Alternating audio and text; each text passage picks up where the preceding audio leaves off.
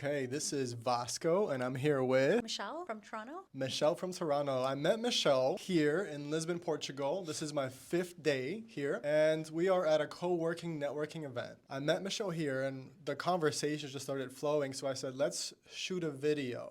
Okay, and she agreed. Thank you so much. So, Michelle, do you identify as a digital nomad? In some sense, I do. I don't particularly have an employer, a fixed employer with like paycheck a regular basis, but I do work remotely.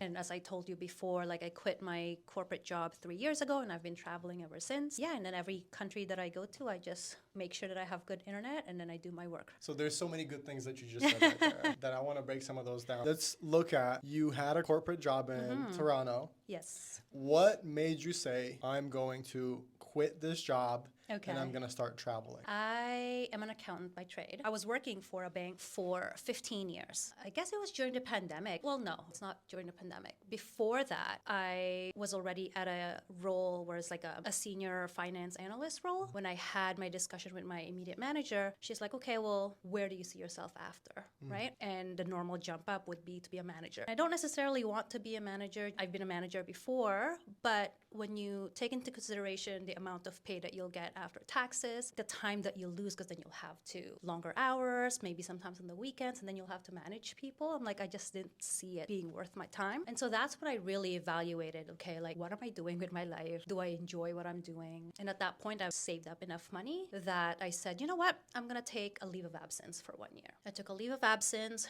traveled, and then when I took my leave of absence, a friend of mine approached me with an opportunity. And basically, he runs a few businesses. And he said, you know what? I need someone who I trust to do all the accounting for my businesses and stuff. Like, would you be open to it? Why not?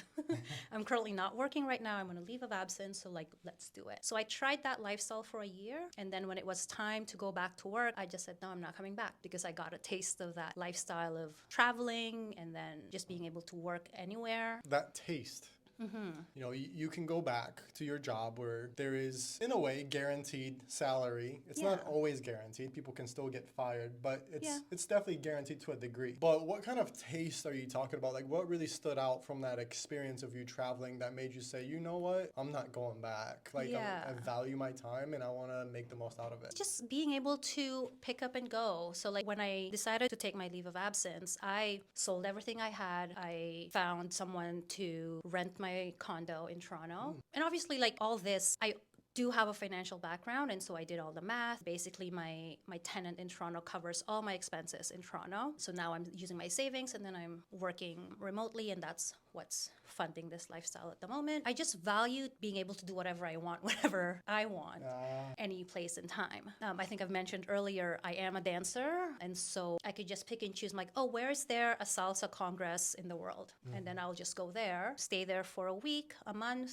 and then at the same time do my work. I am lucky that the line of work that I do, as long as I meet my deadlines, I'm good. I don't have to log on 9 to 5. I don't have to be anywhere at specific times, which is great. I feel fortunate. I love it. Congratulations on taking that big leap and living fully in this lifestyle. Many people that are maybe considering traveling or even becoming nomads, working remotely, they might have a fear, loneliness, or meeting people. Maybe they're introverted. There are ways to build community and to build friends. And so it seems like with you, your ability to dance and go to different places, and then as soon as you go, you find places where you can salsa. Have you made amazing connections like that, and do you think that's helped you form community? Oh, definitely, yeah. Basically, the first thing I do when I go to a new city is Google salsa socials, right? Like, or I would, post something on Insta or on Facebook saying, I'm gonna be in Athens, where should I go dancing? Usually I would get responses, right? And the salsa community is so small and big at the same time, but like they're so helpful with connecting you with the right people. It definitely helps me meet people. I've said this so many times, sometimes it's so hard to meet people when you're older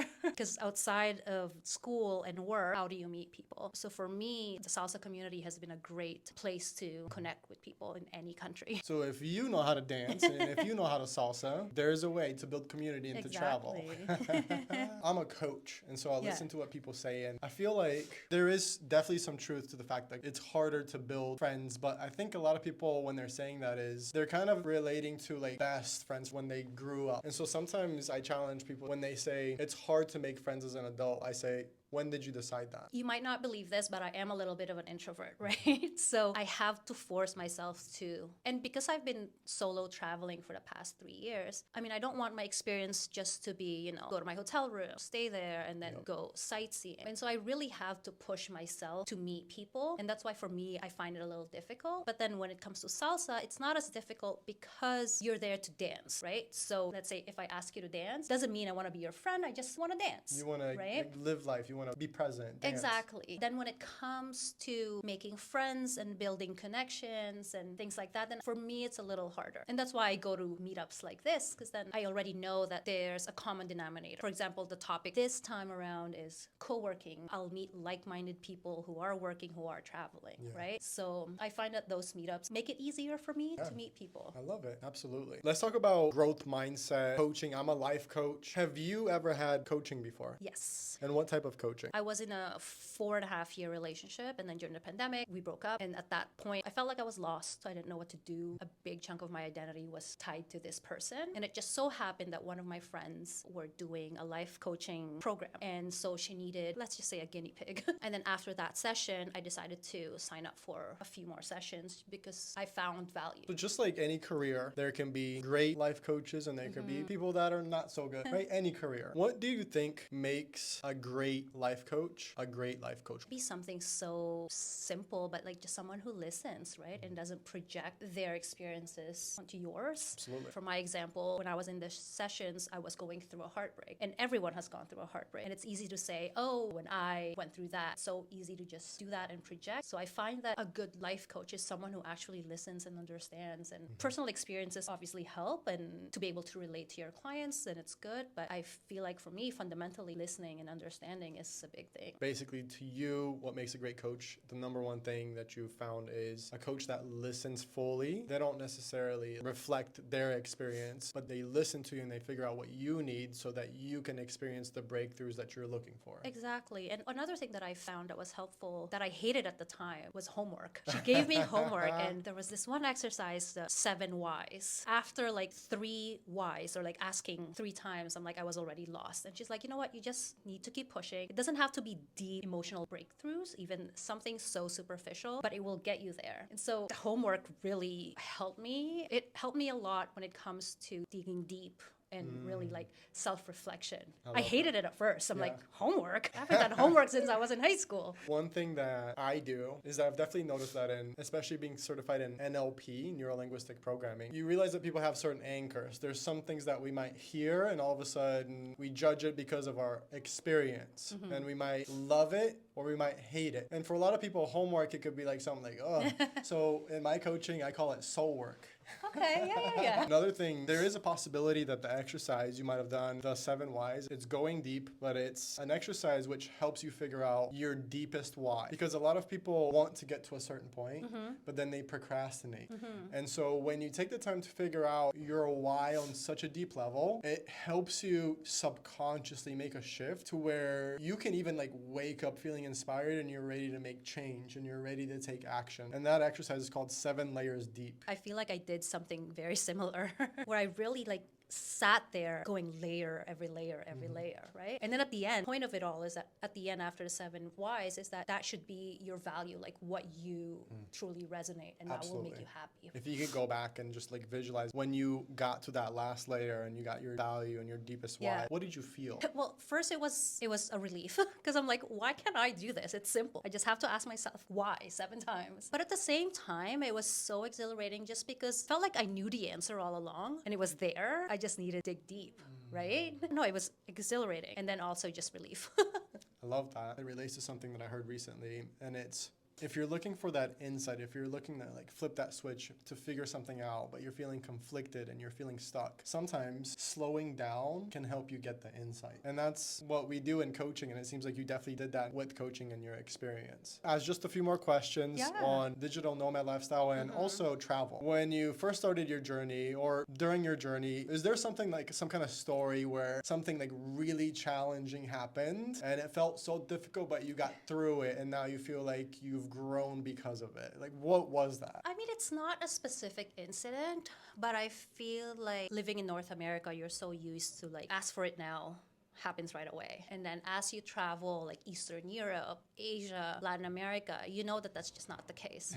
You Yep. know it's just not gonna happen. I hate to say it, sometimes in Portugal as well, it's like that. You just kind of have to like let it be. You just have to remember you're visiting their country. You need to adapt to like how they do things. right. When I lived in the Philippines for like 4 months, I found myself so frustrated all the time because I wanted to change things. There's an efficient way to do this. At the end, I just gave up and I'm like, do it how you want to do it. There is a better way, but if you don't want to do it my way, fine. And then you just kind of have to like go with the flow and you can't change. I mean, yes, you can change things, but sometimes you just kind of have to accept things the way they are. I mean, I feel bad saying that, but No, but even in, like when we started this interview, I said, "Do you have any questions?" And you said, "I'm coming in here with like an open mindset. I don't Yeah. have any expectations." And it's when people have expectations, their expectations are not met. Like, I need to be serviced quick, right? And it doesn't happen. yeah. Sometimes people can show up with the wrong attitude, and then that can be sensed, right? Yeah. Another thing I wanted to touch upon is remote workers, digital nomads going to other countries, for example, Portugal. What is something that we can do that can elevate and bring value to the locals? So, for example, right now there's talk how digital nomads, remote workers are going to countries that they value. For example, like we're here in Portugal and we can work remotely. So, there's a lot of things that are going our way, and we've worked hard to get there, but Yeah. we have those opportunities. But there's also local people who work a certain job. Maybe they Yeah. don't have a growth mindset. Maybe they don't want to have a growth mindset, and they have a certain skill. But now the prices are going up. Yeah. And so they're feeling stuck, and maybe they're starting to resent people that are visiting and tourists and nomads. But there's a yin yang, right? So I want to open up people's mindset too. It's Yeah. like, oh, not only can we visit other countries, but we can respect their culture, but we can also provide value. When we Exactly. come here. Have you done certain things that you've seen like people light up because of what you've done, or you've maybe made somebody's life better when you're traveling, where you brought what you knew and then they accepted it and you kind of sense that like, yeah, it made their life better? I can't think of one to that extent, but I would say even just trying to speak their language. So I went to the bank yesterday, get a code so that I could access my online banking. But even just starting with, this is something that I started doing. Instead of saying, do you speak English? I started with saying, I apologize, I don't speak Portuguese, but do you happen to speak English? And I feel like just that entitlement of like, you should speak English is a big thing. Oh, that's so good. This is exactly what I'm looking for. I'm looking for little golden nuggets like this. Yeah. So it's like a lot of times foreigners, and I mean, I've even started to do this. Like I talk to people in English sometimes, and it's not that I expect people to know how to speak English. It's just like, I don't know Portuguese. Yeah. But introducing yourself or just saying something in their own language, it helps them feel respected. Yes. It helps them feel like, okay, like he's not only coming here to take use, over. to take, but he wants to learn. There's curiosity. And I'm all about curiosity. Like, Yeah. let's expand curiosity. And I love that. So Yeah, I have it on my learning. Google Translate. It says, Sinto muito, mas eu não falo português. So I'm sorry, but I don't speak Portuguese. And then I'll ask them to follow English. How have you noticed the response is different? Like when before you were like, I don't speak English or I don't speak Portuguese, or you start speaking in English compared to what you just said? I definitely think that they're more receptive to helping you after that. I feel like they just feel seen, that there's no expectation for you to speak Yeah. English, right? Or that it's basically just communicating, I'm trying. Last question. I believe strongly is we can help people get to where we've been. We've been a certain place and we've grown. So what I'm hearing from you is you were working a corporate career, but then now you've transitioned to this lifestyle where you do have ultimate freedom and you work remotely and you've traveled to many countries, which is many people's goals, many Yeah. people's dreams. Yeah. You're living a lot of people's dreams. I'm lucky. So if you could speak to people watching right now that maybe they are working a corporate job, maybe they want to travel, but they don't know how and they're feeling stuck, what is a piece of advice that you can give them? I think it all begins with mindset, right? Obviously, you need to plan. You need to make sure that you're financially stable and that you're contributing to whichever community you're going to be going to and not taking. But I think the biggest switch for me is you can always make money, but time you can never get back.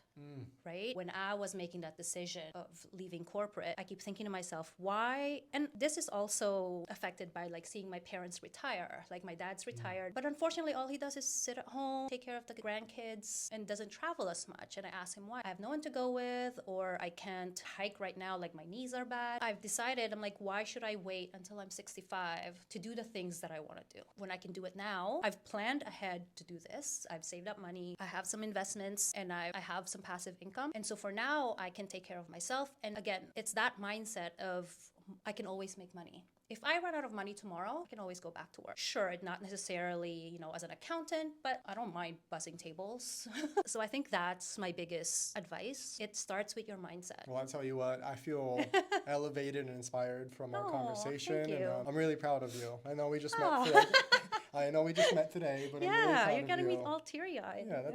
Yeah, I mean, But I'm it's really so proud of true you. though. You can't get your late 30s, early 40s back. So you might as well travel. And at this stage, people have worked probably like for 10 years now. They've saved up money. Why not take a break? Retirement is not for old. Like retirement doesn't mean you can't go back to work. It That's doesn't. right. There's research proving that when people retire and they stay home, their brain starts to shrink faster. Yeah. The brain can be like a muscle. If you don't use it, it starts to shrink Yeah. because you're doing the same thing. You're comfortable. You're doing the same things. And when we're traveling, we're seeing things. We're having to figure out things. Our brain is working. We're in the unknown. We're getting uncomfortable. And that's another big reason to travel. Cultural competence, seeing other cultures, learning from other cultures. Also, when they ask people at the end of their life, what do you regret the most? What did they say? Not traveling. Exactly. Bingo. Or like working 40 years, making someone else rich, right? And of course, there can be definitely a lot of opportunity in a good life working for other people. But the number one thing that people said is not traveling enough, not going after my dreams. And so we're here to tell you,